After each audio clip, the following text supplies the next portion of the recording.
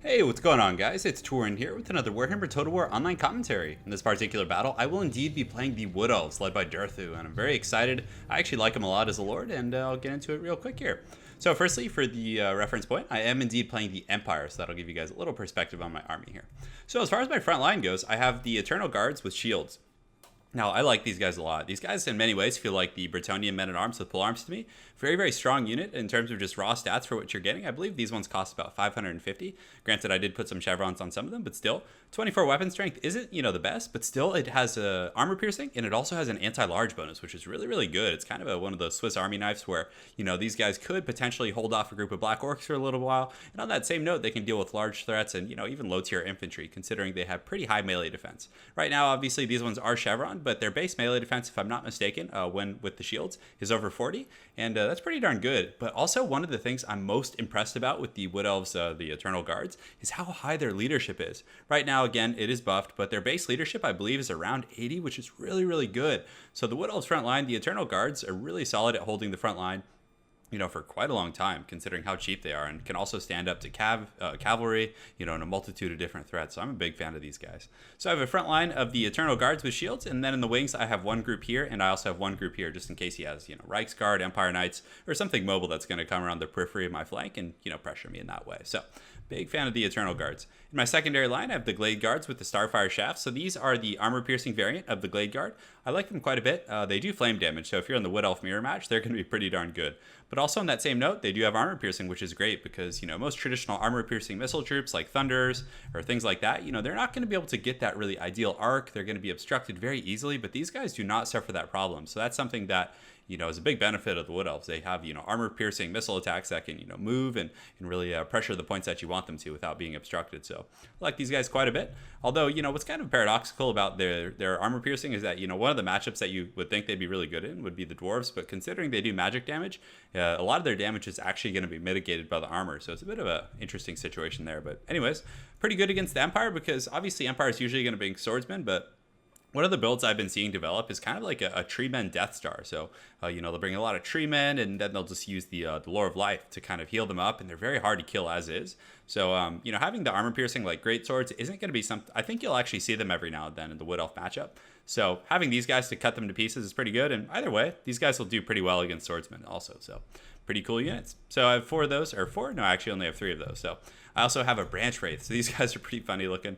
The Branch Wraith brings a combination of the Lore of Life and then the Lore of Shadows. So I actually have a healing ability with him. And then I also have the Miasma ability. I believe that's how you say it. And what that does is it's kind of like a mini Fate of Buna, single target damage, very, very cheap ones of magic. And this guy, I actually didn't notice this, but it looks like he has a skeleton with some, kind of strapped onto those twigs there. Yeah, he does. So he actually does cause fear. So thematically, that's pretty funny that, he has the skeleton up there, causes fear and all that fun stuff. I wonder if that's like a human skeleton or what that is. Yeah, probably is. Anyways, in the back line, I also have Dryads. So Dryads are kind of like Wooden Forsaken. Not quite as good as in terms of just unit overall tier quality, but, they do hit relatively hard. They do magic damage, and they're very cheap. So I kind of use these guys as just shock infantry, although they don't have a large charge bonus with only 14. I'll usually just send them in to take a beating. They'll do a little bit of damage, and, decent unit for what you're paying, I suppose. But still, I think there's, better choices, but these guys aren't bad. So, and lastly, I do have Durthu. And this guy is just an absolute beast. Again, he does suffer the kind of typical issues that a large general like this, faces. He's a big target, definitely very easy to focus down with missile fire, but still, he's quite resilient when you couple him with the Branch Wraith, who can, activate healing abilities on him. And if he's able to survive, he does really, really well. So we'll go over him real quick here. So he does have the Lore of the Wild. And as you guys can see, I did indeed bring Flock of Doom. I didn't bring a lot of other abilities like the Manticore Summon because I knew I did bring a Branch Wraith with 2 abilities, and I didn't want to spread my Winds of Magic too thin. But still, I do have the Flock of Doom, which is going to be really good against the kind of massive swordsman that my opponent has here. So I do have that, but also some of the other abilities. Lamentation of Despair. So this is an activatable single target attack that he has, and it's pretty good against like great swords and armored units. It doesn't do like a devastating amount of damage, but it's still a nice little ability, and even using it on enemy lords doesn't seem to be too bad. But granted, my experience is completely anecdotal, and I haven't really tested it myself yet, so we'll get to the bottom of that eventually. So he is frenzied also, so his lead is disabled if his leadership goes below 50%, but he gets a nice little immune to psychology, weapon damage, all that kind of fun stuff. And let's see, what else does he have here? It looks like he has Wild Heart, so he gets a constant Winds of Magic kind of buff there. But something that's great about him is he also does cause terror. So having him in the middle of all these Eternal Guard is going to be really strong. And he hits like an absolute truck. Now, 440 weapon strength might not seem like a lot when you look at characters like Grom Brindle, but something about Durthu that's really strong is he has 73 melee attack, of course, when buffed here, but that's really, really good. So he's going to be making contact a lot because essentially what melee attack does is it dictates the likeliness of actually making contact. Then the damage is mitigated by, armor and different variables like that, or the weapon strength is. So he's going to be hitting a lot. He doesn't miss often with that big pimp sword of his, and definitely very, very strong in that respect. So also has a decent little charge bonus, but being able to have Flock of Doom is also quite nice.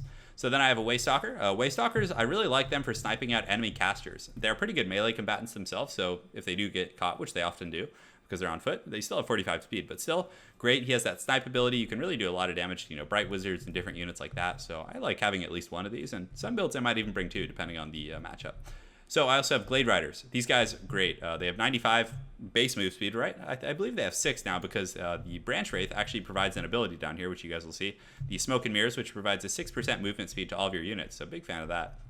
But the Glade Riders have a poison attack. They do have Vanguard deployment, as you guys can see, and just a lot of utility out of these guys. They can kite Cav, apply poison. With 100 move speed, there's very few units that can catch them aside from maybe a few on the Bretonnian roster. So big fan of these guys, and you guys will get to see them in action here. So as far as my opponent's army go, he has 2 Reiksguard, which are pretty heavy duty, armored, shielded, definitely hit like trucks. So when they get in there, if they're able to get a nice kind of position or chase down these Glade Riders here, they'll be in pretty good shape, and also they'll do well at running down Eternal Guards. Not Eternal Guards, excuse me. I was trying to mouse over the Dryads there.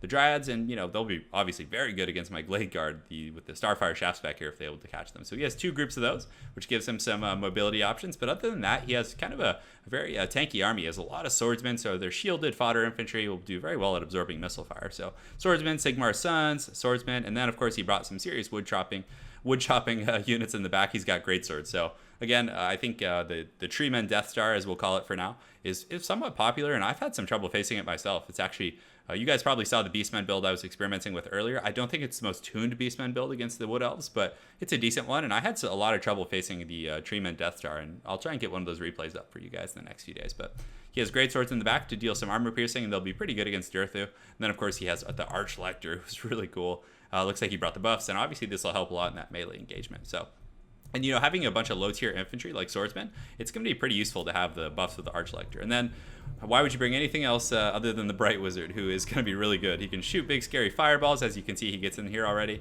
And of course, the Flaming Sword of Ruin, the Bombardment abilities might not actually be bad in this matchup, depending on the circumstances. So, you can see he's getting in here, and he should make a nice little contact here and take out a whole bunch of those guys. So, without further ado, let's go ahead and get started. So right now the Glade Riders are kind of just skirmishing. Of course, I didn't know what to expect, and thankfully for me, he didn't have like a ton of let's say crossbowmen or anything back here to apply pressure, so I'm able to get free range and kind of just shoot in here, trying to take out some of these Sigmar Sons, but they are shielded. I'm able to get 2 models, and you can see my Waystalker is able to get in here and get a nice little snipe on that Bright Wizard, which is great. So I do need to get him pretty quickly because I don't want Durthu and the Dryads to get lit on fire. So I'm trying to get rid of him as quickly as possible.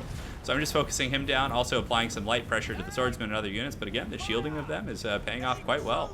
And he does have those Reiksguard. So even though the Reiksguard are so much slower, and they are getting poisoned, you can see their speed is now down to 51. So my guys are literally twice as fast. If I take my eyes off them for a moment, the Reiksguard can catch. And something I've noticed mechanically is that when Reiksguard or other units like this get close, you see that? They get that charge acceleration. So even though I'm riding top speed, when they get that charge in there, they can almost catch you. So you have to be pretty careful, and if he's really persistent, he'll probably get me eventually. So I do send him the Dryads first to kind of just get in there and do a little bit of damage to these swordsmen. You can see the matchup's not terrible. The Dryads are doing okay, although even the swordsmen are getting through to them. So it just speaks to the quality of the Dryad. They're trying their hardest. They're getting in there, and this guy just actually kicked one of those guys. But then the Glade Guards are coming in there and are supporting, and it's going to be very hard for the swordsmen who don't have the best combat stats to get through the 40+ melee defense of these Eternal Guards. So over here, I did have to reform my battle line because he was attempting to flank, and over here he did get a little bit of a flank. I was able to block him with the Eternal Guards, but they were still running and not quite in position yet, so they still got run over a little bit. But the Reiksguard are taking some damage from them. He does have the Grand Shield of Faith here, but thankfully I do have some crossfire coming from this direction. Durthu was able to intercept a group here, and some of his animations are so freaking cool. You can see right there, I'm going to get a nice flock of doom over here. And the swordsman, it actually just expired, so you guys didn't get to see the full duration. But I want to show you guys some of these attacks here. He actually has this attack animation. Let's see, I think he's about to do it, if I remember correctly. He actually grabs them with his foot, picks them up, crushes them with the foot, and then goes on to, you know, stop another group. So he's very, very scary here. He's getting in here, but he is taking fireballs. And you can see that does a little bit of damage, but he's continuing with his big, scary sword. It kind of looks like the gentleman who submitted the Optimus Prime. There it is. There's the foot. You see that? He crushes him and drops him, but it looks like the Optimus Prime sword from Transformers. But in the back line, I was able to kind of block off his flank here and his Reichsguard with some Eternal Guards, and I'm able to get the Glade Guardians back here, reform my battle lines. They are broken right now, but a lot of them are kind of now firing and are online, which I was pretty happy about. Still, we're having a pretty heavy-duty skirmish here. I've been kiting the Reichsguard around. I decided to try and get in here and actually finish them off with melee because they were so low and I figured they would break, but that was actually a big mistake because I didn't realize the weapon strength on these Glade Riders was so much lower than I thought. So the Reichsguard are just going to have a field day here, but it's not the end of the world. We're all still learning, guys. And I have had my Waystalker in here just shooting at this Bright Wizard. He's been doing pretty well, but he did get occupied with some swordsmen, but you can see he actually turns around and gets a nice little shot there, chunks him for about 7 to 10%. So it's a very chaotic battle. My opponent had a lot of swordsmen, and it was hard to account for that, but you can see some of my missile units are able to kind of rout off, which is actually good in this situation because they're going to run away. Hopefully my opponent will forget about them. You can see the swordsmen are pushing through. Durthu's continuing to fight and stomp the yard, and he does have the support of some Glade Guardians now. Is that what they're called? I always get that wrong. Eternal Guardians. I'm getting them mixed up. But he's getting in there, and he is such a cool unit. And he does cause terror, which is really nice. Some of these units, these ones did just break, and he also causes fear, so that was perhaps a contributing factor. But still, the fact that he causes terror, I did notice some swordsmen routing off earlier, which was quite nice. So in the back, some of my missile troops are regrouping and are able to kind of get away from the Reichsguard and at least get some cover here. But still, my opponent is doing a very good job with his mobile units. You can see these Dryads were trying to help out, but this is a really bad situation for the Dryads. The Reichsguard are just going to punish them so hard. So one of the things, it was pretty hard to protect. I felt like I should have just brought more of the Eternal Guardians. Eternal Guardians, I gotta get the names right. The Eternal Guard, can I just call them Eternal Guardians? It sounds so much cooler, but the Eternal Guards anyways, were able to protect my front line, but I didn't have quite enough to protect the back line. The Dryads weren't quite up to snuff for that, but although I did send them in, so thankfully the Eternal Guards here are able to kind of team up with Durthu, and they're doing a pretty good job. And I'd like to show you guys his Lamentation spell. I think he's actually gonna do it right here, or maybe that's a Flock of Doom. So yes, he does get a big Flock of Doom on all these units, and you can see the spread is quite large. So he hits these swordsmen here, he hits all these great swords, everything. And this was really huge because now that they're this squishy, they're all within a hit or two, you know, getting really punished by Durthu. But he does get a nice little surround here. He's able to pressure me. But Durthu, once he starts focusing on the Archlector, you guys will see that he's going to hit like a truck. And he makes contact almost every time. So right now he switches on the Archlector, if I'm not mistaken, or at least some of those units nearby. I love that animation when the vines come out. But yeah, I believe that was actually on the Lector. And see, he's stomping him. He's making contact. So he's 2 for 2. He's hit him both times and is continuing to just chunk him down. There's another hit there. Now he's at like half life. So again, Durthu is a really, really strong duelist in that respect. And also having Flock of Doom. And man, his animations have got to be some of the coolest I've seen. But my opponent still has some great swords coming in. He has some swordsmen over here who are able to catch my Waystalker. I kept trying to retreat, but my opponent was very persistent. I got to admit, this guy was very good at dealing with these threats. So something that was nice was I was able to actually split my Glade Guards back here into 3 separate groups, so then he couldn't really focus them down easily, and they were able to crossfire with that armor piercing and destroy all those Reichsguards. So this was a big turning point in the game here because I was, until then, taking a really big beating in my back line, but they were able to get here. I was also able to regroup my Glade Guards, or my Glade Riders here. You guys please bear with me and apologize while I learn the names of all these new units, but the Glade Riders are able to get in there and come back, and they were able to rout off that other group of Reichsguard, and we were able to poison them. Just come in here, and you can see they're riding in and finishing off and keeping a lot of these low-tier troops off the field, you know, aside from the Reichsguard. So very, very good stuff there. These guys are running in and firing while they come in, and also Durthu with the Flock of Doom. Again, just, you know, causing terror. You see these great swords, a group of 39, which is surprisingly healthy, is now broken. So that's just absolutely amazing, and you can see Durthu just laid the smackdown on the Lector over here and just sends him running off the battlefield. So some very cool units from the Wood Elves. And, you know, again, I know a lot of you guys have been saying in the comments that, you know, the Wood Elves don't seem strong, but again, I've played quite a few games against them where it was just brutal. And there's some Wood Elves builds, and I don't think this is the optimal build per se. I think, you know, there's some other, you know, builds with the Wood Elves that might be slightly better, but still, like, I feel like they're pretty darn strong, guys, and they can bring a lot to the table. Granted, that wasn't the most competitive build from the Empire player. You know, anytime you're bringing the Lector, it's not going to be optimal per se, but still, I mean, you know, he was a good player, and I feel like the Wood Elves are pretty strong. They have a lot of skirmishing capabilities, but they are one of those glass cannon factions that is very micro-intensive, and you can get dumped on really easily if you're not on top of things, especially if you play a very elf-centric build. The Treeman builds are much safer, and I look forward to showing you guys some of those. But essentially, what it is it's you use a look at that 163 kills on Durthu. What a monster! And the Waystalker did good. The Dryads did pretty good for themselves, surprisingly. I actually expected much less from them. The Eternal Guards, just great units. I really like them. I feel like they're going to be a staple of most builds, at least in mine with the Wood Elves. And of course, the Glade Guards with the Starfire Shafts did pretty good, but my opponent was very good with the Reiksguard. And, I had the skirmishing capabilities with the Glade Riders to kind of mess around with them, but I didn't have that oomph to really put them down. So I kind of, at the end of the day, just had to let them come in and just deal with it with the Eternal Guards there. But they did a pretty darn good job. And but I really do like the Wood Elves playstyle. It's a lot of fun, and they just have so many variability in regards to different builds. Again, you can do a very elf-centric build with the Flying Lord on the dragon, which is obviously very strong. Or you can play the Treemen builds, which is a multitude of different Treemen.